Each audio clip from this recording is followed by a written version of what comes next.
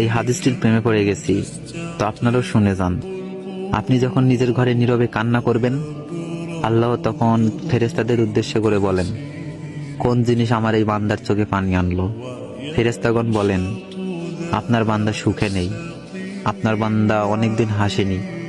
এই বলে ফেরেশতাগণ কান্না করতে থাকেন এবং আল্লাহকে বলেন, হে আমার রব, আপনি তো জানেন আপনার এই বান্দার হৃদয়ে কি রয়েছে, অতএব আপনি তার জন্য সবকিছু সহজ করে দিন।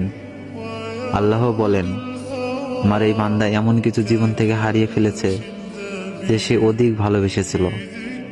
অতএব আল্লাহ বলেন, আমি শপথ করছি, আমার বান্দা যা তার জীবন থেকে হারিয়েছে তার চেয়ে উত্তম জিনিস আমি তাকে এনে দিব, যা দেখে দুনিয়া ও আখিরাতে সবাই বিস্মিত হবে।